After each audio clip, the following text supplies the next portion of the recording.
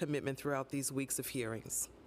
To the members of the public who offered testimony, thank you for your engagement and sharing your voice throughout this process.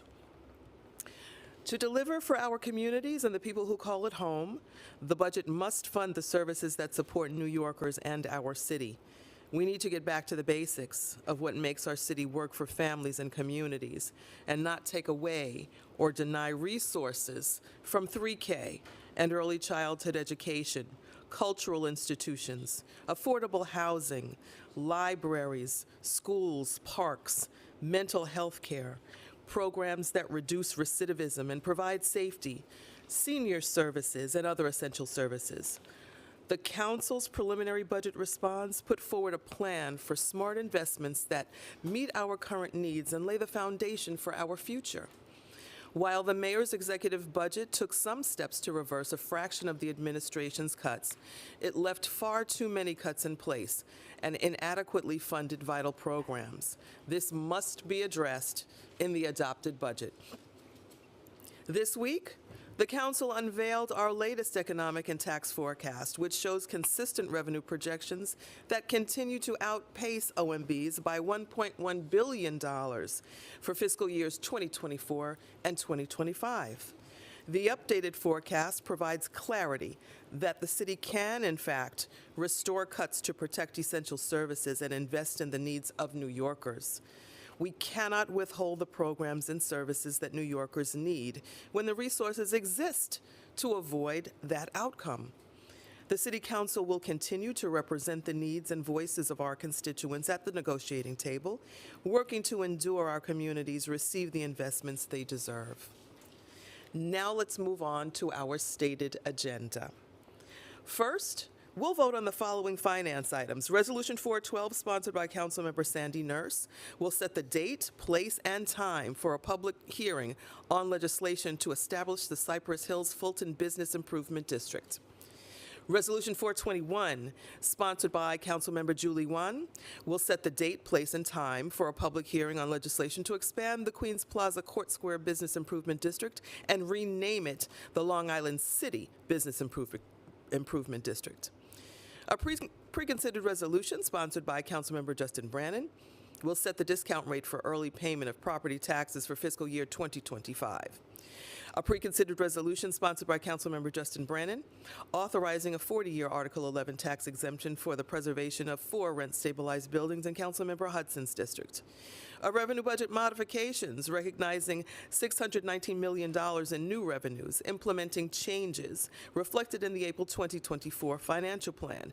This revenue will add $619 million to pay for partial budget restoration for the Department of Cultural Affairs, rental assistance, foster care services, pupil transportations, CUNY STEM program, and other initiatives. And a transparency resolution approving new designations and changes of certain organizations receiving funding in the expense budget. Next, we'll vote on the following land use items. 15 through 21, West 124th Street text amendment will facilitate the construction of a new 7-story building with 33 housing units in Councilmember Salam's district. Sunnyside Barnett, an Article 11 tax exemption to facilitate the construction of a new 7-story mixed-use 100% affordable housing building with 185 units and community facility space in Councilmember One's district. Today, we'll also vote on the following pieces of legislation. Introduction 134A, sponsored by Majority Whip Sylvina Brooks Powers, would require the New York City Economic Development Corporation, or EDC, to submit an annual report to certain elected officials, including the council speaker, Queensborough president, and the local council member representing JFK International Airport on the progress of the JFK redevelopment plan and related community benefits package. Each report would include information on the progress and any changes to the scope, timeline, or budget of the redevelopment plan, actions taken by the Port Authority, such as property acquisitions, contracts awarded to MWBEs, permit applications, and the establishment of advisory boards and any other relevant information as determined by EDC. I now invite Majority Whip Brooks Powers to the podium to discuss her legislation. Thank you, Speaker Adams. And I am so pleased to be here today as we prepare to vote on Intro 134A, a bill that would require the New York City Economic Development Corporation to submit an annual report to the council, the Queensborough President's Office, and the council member in which JFK Airport sits in, District 31, on the progress of the JFK redevelopment program and related to community benefits package. The JFK redevelopment program is a $19 billion plus infrastructure program underway that has such a potential to be transformative not only to the airport itself, but to the surrounding and most impacted neighborhoods which it is nestled within. The report would also include actions taken by the Port Authority of New York and New Jersey related to the plan and community benefits package, such as property acquisitions, if applicable, contracts awarded to MWBEs and local businesses, and any other relevant information determined by EDC. The goal of this bill is to keep the council and public informed about the project for as long as it continues. While the redevelopment has a community advisory council for which I was a part of forming and currently sit on, I must say I've been dismayed by the lack of true transparency by the Port Authority through its failure to appear before the City Council as well as the New York State Senate. This is a dangerous posture to take as an agency to refuse to appear before any legislative body when we have so much on the line. Currently, the Port Authority determines when meetings occur, what the agency will include, what the agenda, will include, and has not always been consistent with submitting timely reports to EDC as set out in its lease. In the spirit of transparency, it is important the City of New York ensures the components within the lease are fulfilled, and members of the Southeast Queens communities truly benefit from this development. I want to take a moment to give a personal thank you to Speaker Adams for co-sponsoring this bill, as well as Queensborough President Donovan Richards and all of my colleagues in the Southeast Queens community and the members of the community for their advocacy on this legislation. Thank you. Thank you so much. Thank you very much. Introduction 97C, sponsored by Councilmember Sandra Ung, would set a civil penalty against commercial manufacturing or industrial building owners for sidewalk littering and obstruction of $50 for the first violation, $300 for the second violation committed on a different day within any 12-month period, and $500 for the third and each subsequent violation committed on a different day within any 12-month period. The bill would also require the Department of Sanitation to produce educational materials related to the charges or the changes in penalties and to perform outreach to owners of affected buildings. I invite Councilmember Ung to discuss her legislation.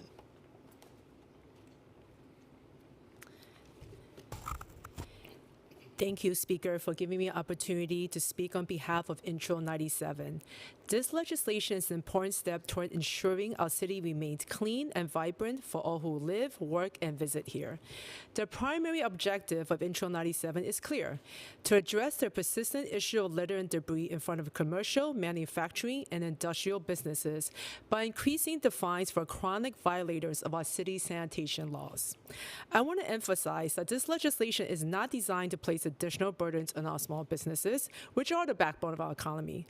Instead, it targets those businesses that repeatedly disregard the regulations, treating existing fines as a mere inconvenience and cost of doing business rather than a serious deterrent. We all know that the majority of business owners are responsible and conscious members of our community. However, we cannot deny there are some business owners who continually flout these rules, undermining our collective efforts to keep our city clean. It is for the repeat offenders that Intro 97 introduces stricter penalty.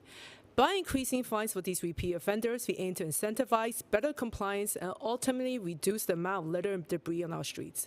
I'm proud to support the Department of Sanitation for Intro 97. They agree that the higher fines for repeat offenders will be available too in their mission to keep our city clean. I want to thank New York City Speaker Adrienne Adams for her leadership as we move this bill through its legislative process to get to the vote today.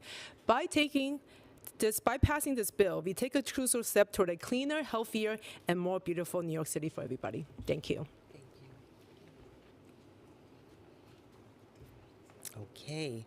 Introduction 584A, sponsored by Councilmember Eric Dinowitz, would require the 311 call center to implement a virtual queue system that provides an estimated wait time for callers. I invite Councilmember Dinowitz to speak about his legislation. Well, thank you, Madam Speaker. Good afternoon, everyone. As we're talking about the budget, it was just mentioned DSNY, all of the city agencies we're trying to invest in, all of the services we're trying to invest in this budget rather than cut. There is a portal through which our constituents access all of the services our city provides, and that's 311.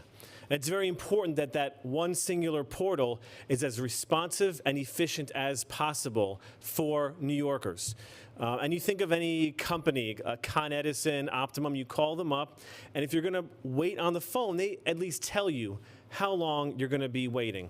And so this bill, 584A 2024, does just that.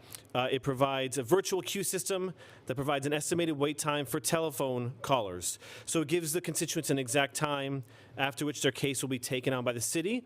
It reassures constituents that their cases do matter and that there will be an agent on the line to take their case in a timely fashion. And it also holds our city accountable. Giving a wait time to the constituent would enforce a timeliness on the part of the 311 service to reach the constituent in a manner that's respondent and efficient. This is in no way to disparage 311 service request system. It's our city's foremost way for constituents to directly better their quality of life and access the services that are so critical to their quality of life, the services that we are fighting for in this budget. And we need to be able to adapt and change and take on these new challenges and update our 311 system as technology improves. And we need to continue to stand as a shining example of our city's quality of care for our constituents. I want to take the time to thank Speaker Adams and my fellow council members for their immense support they have shown on this bill. It is a testament to how important 311 is to our constituents, and I look forward to partnering with everyone to make it an even more efficient and effective system. Thank you. Lastly, we will be voting on a package of legislation designed to improve the safety and building integrity of our city's parking garages. These bills are critical, especially after the garage collapse at 57 Ann Street, steps away from here in Lower Manhattan last year that resulted in the death of garage manager Willis Moore and injured 5 others. It is imperative that our city works to prevent these types of fatal incidents from occurring in the future. Introduction 231A, sponsored by Councilmember Crystal Hudson, would increase the frequency of parking structure inspections from a 6-year inspection cycle, as mandated by Local Law 126 of 2021, to a 4-year inspection cycle.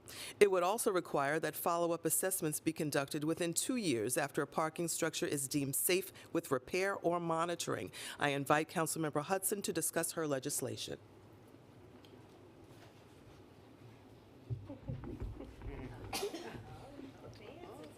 It's a new day. You could use it. You could use the same one. I'll save it here for you. Just over a year ago, we witnessed a parking structure collapse in the heart of the financial district, claiming the life of a beloved New Yorker mere blocks from City Hall. In the wake of this tragedy, the city scrambled to inspect other parking structures throughout the city, ultimately finding that dozens of buildings had similar hazardous defects.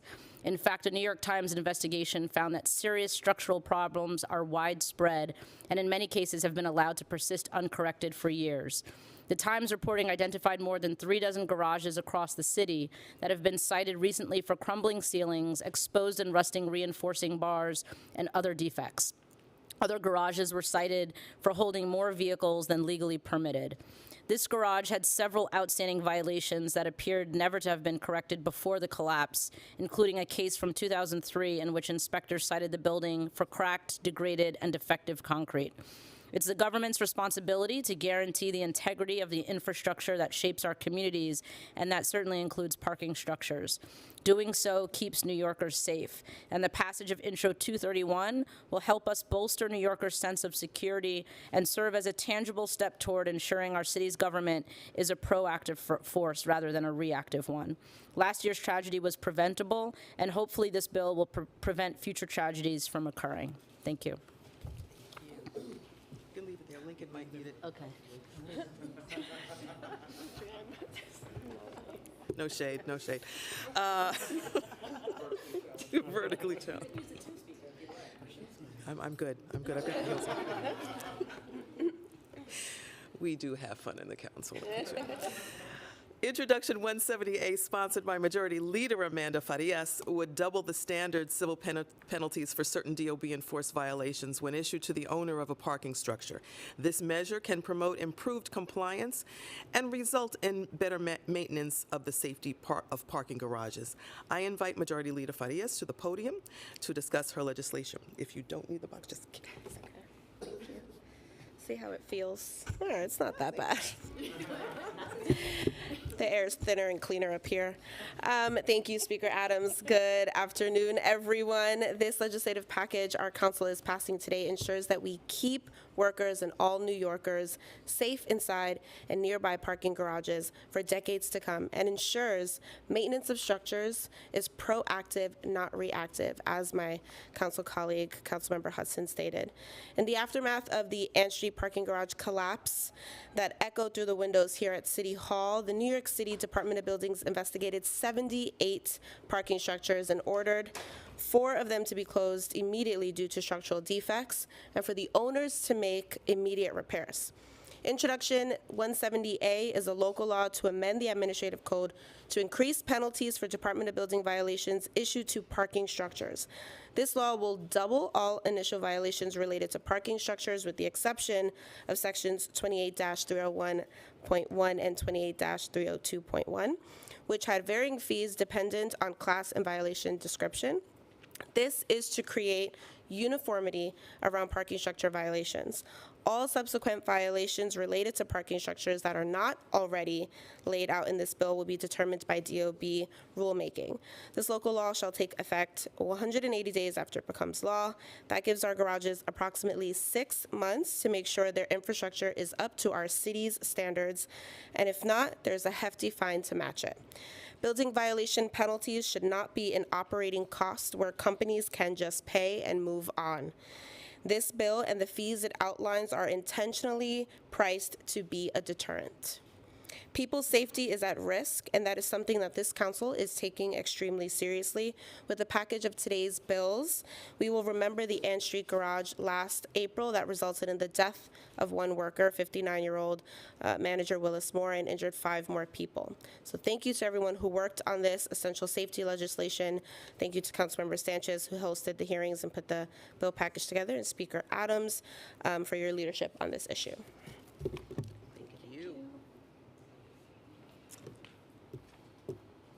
Okay. Where were we? Lincoln, where's? Okay.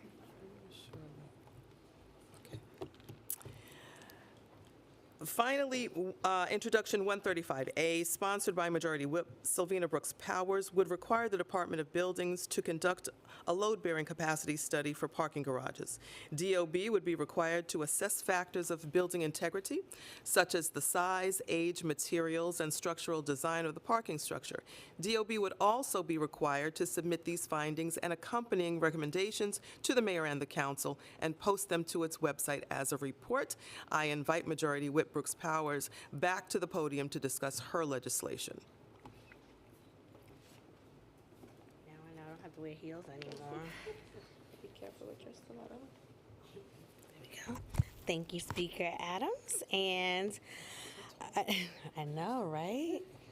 I didn't even need my heels today. But another bill we will vote on today is Intro 135A, which requires the New York City Department of Buildings to conduct structural load-bearing capacity studies on parking garages throughout New York City. The Department of Buildings would be required to assess factors like the size, age, material and structural design of parking structures and come up with recommendations based on their findings. This bill, as it's been said before, comes as last spring, just a few blocks from here, a parking garage on Ann Street collapsed, which killed 1 and injured 5 others.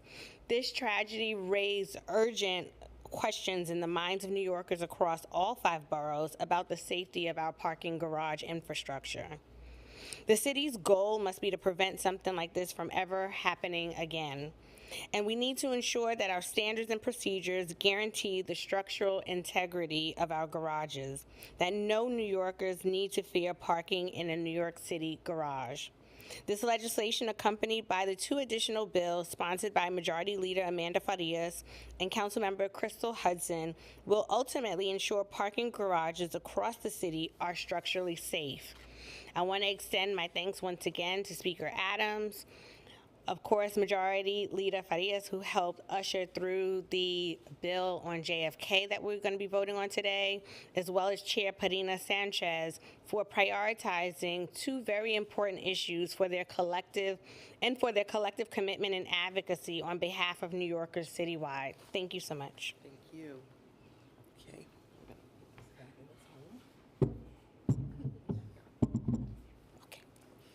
Okay, that does conclude our stated agenda. And with that, we will take on-topic questions first. By on-topic, we're referring to the bills that we are passing today. Jeff Colton.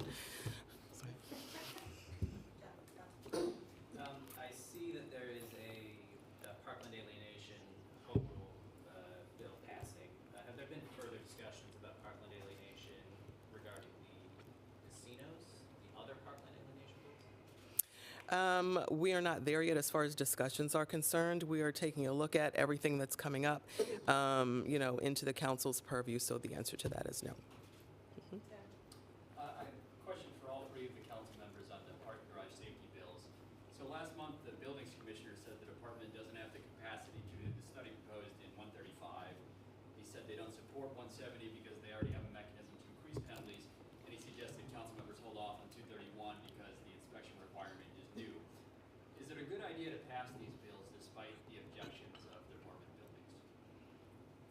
Anybody on the bills?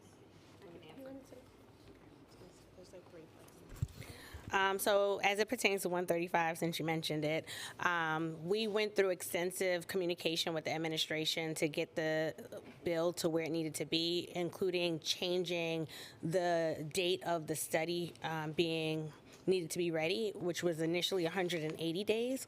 So we've extended that out in recognition that they would need more time. And quite honestly, some of the work that they've been doing since the collapse has taken a long time. So taking that into account, we worked with the administration to make sure it was a more realistic date. I also held off on a second bill that pertains to the collapse, waiting for the results of this study to determine what additional steps may or may not need to be taken. In terms of whether or not that they have a fee structure in place, what I will say to that is back to my points of investigating 78 parking structures and having to issue 4 of them to immediately close shows that the fees and the penalties that we had in place were operating costs for many of these businesses, and the follow-up to that was not actually maintaining the infrastructure that we need for people to park in those structures, walk in those structures, work in those structures. And so we want this to be a deterrent. We want places to be up to code, not in violation, and still operating. And then to be quite frank with you and open, we all negotiate the bills, as the majority whip stated with her process. What came back from the administration did not go back to what was presented at the hearing, and so we came to terms on multiple different items on the bill, and we moved forward. I would just add lastly that New Yorkers need to feel safe, and what we're doing in passing these laws is creating more confidence in the infrastructure that we have in this city. And if that's something the administration wants to push back on, then that's on them, but not on the council.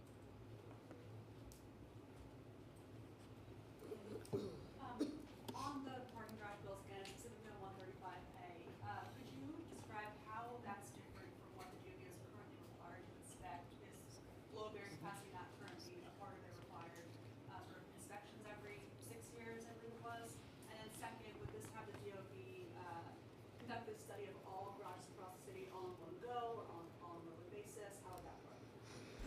So, in working with the administration on this particular study, the study is looking at a sample size of the parking garages, so it will not extend to every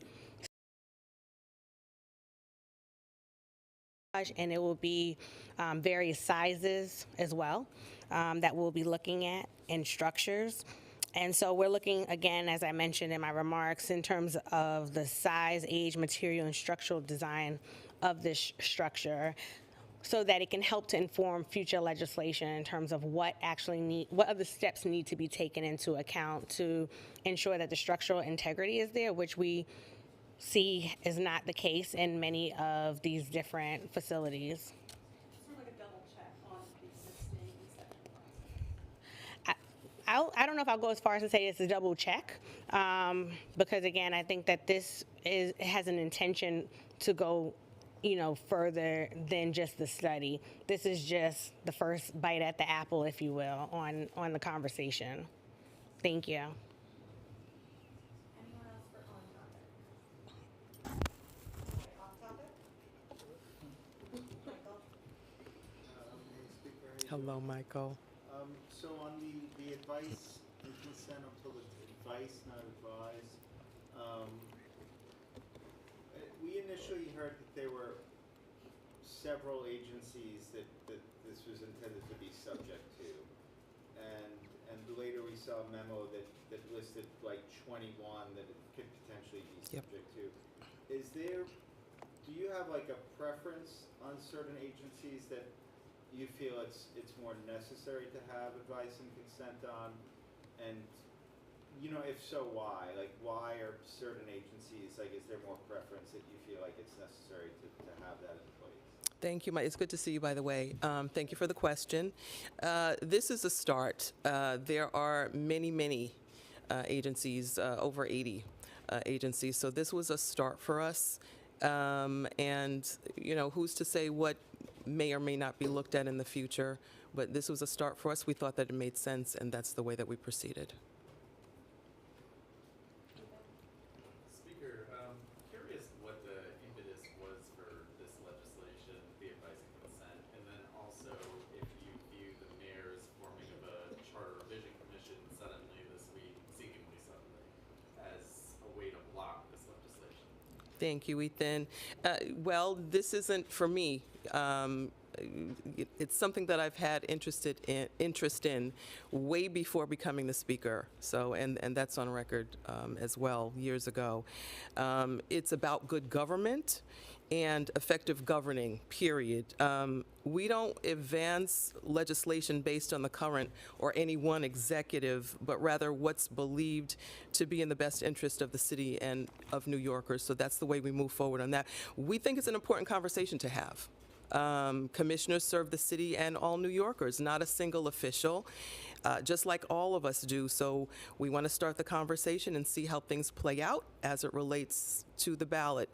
Bottom line is, again, it's about good government, and I believe that advice and consent actually improves government by ensuring our commissioners are the most qualified, and they start their tenures by building confidence and support across the government, across the public, in a way that yields faster and positive outcomes for our entire city. The second part of your question, as far as the commission is concerned, it's a very important commission. The timing is convenient, in our opinion. But it's a very, very serious undertaking, and it requires time, it requires consideration, and it really should be done with the benefit of New Yorkers in mind and the ability for them to truly engage in the entire process. So, again, I'm using the expression good government again because a charter revision commission should be focused on good government and improving democracy. So that's my answer to that. Speaker. Hi, Nick. First on advice and consent, can you talk about the provision that would allow for measure to appear in a special election ballot? I've heard that it would potentially happen in January if the charter commission blocked it. Could you confirm what the timing would be for that special election? I really can't. We're still preliminary. And again, this is about starting the discussion. We haven't really looked, way down the road to, determine what things would look like if the response from the commission were to be what you said. So we're just in preliminary with discussion, hopefully. Second question about City of Yes. Obviously, both the economic opportunity plan and the housing one down the line, both are somewhat controversial, I know, within the council. Could you just talk about kind of your philosophy when it comes to how to balance reaching consensus but still passing a plan that has real substance? Like, would you be willing to sacrifice 20 no votes if it means passing a plan that has more muscle to it? Oh my goodness, you packed a lot into that question. I wouldn't exactly say that, Nick, because all of these things require a lot of engagement. It requires engagement between council members, between the administration, between the community, and a lot of other factors that go into it. So I wouldn't say, the voting per se, the number thing yet, because the process is very, very intricate.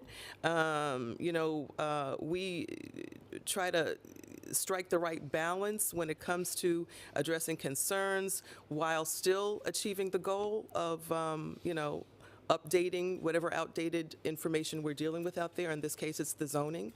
So it's a very, very intricate process, and it involves a whole lot of different pieces to the puzzle. Yeah, thank you. You have had a long interest in advice and consent. Yeah. You introduced a bill about oversight of the NYPD Yep. commissioner. This time that wasn't in the discussions. Why not? Is there fear it would be too hot? And then additionally, I know it's preliminary, but are you looking at ways to stop this charter revision commission? Is that in the interest of the council? Thank you, Jeff. Again, in taking a look at the agencies, this is a start of the conversation. Certain agencies, we stayed off of uniformed first responders and, associated agencies. So we stayed off. We really, really want to take a look at, again, the agencies that we felt that were strong agencies, of course, but again, this is just the beginning. The second part of your question was about the commission. Say it again. Yeah, are you looking into ways to stop the charter revision commission to, make it not on the ballot in November? It's early, I know. It's early. We're not looking at anything like that. Again, a charter revision commission should be focused on good government, and if that's the intention of this commission, I wouldn't want to stop it. I wouldn't want the council to stop it. If it's a commission that is going to be focused on retribution, however, then we're looking at something totally different. And quite frankly, I would hope that that would not be the case in spite of the rumblings that we've heard. It doesn't, how many stops is clearly a part of the discussions there. Do you consider that to be retribution for how many stops? How many stops, and it's interesting the conversation around that, and the fact that it may have been you that reported the conversations. It was you? Yeah. No wonder you brought it up. It would have been conversations around how many stops and the influence of the public.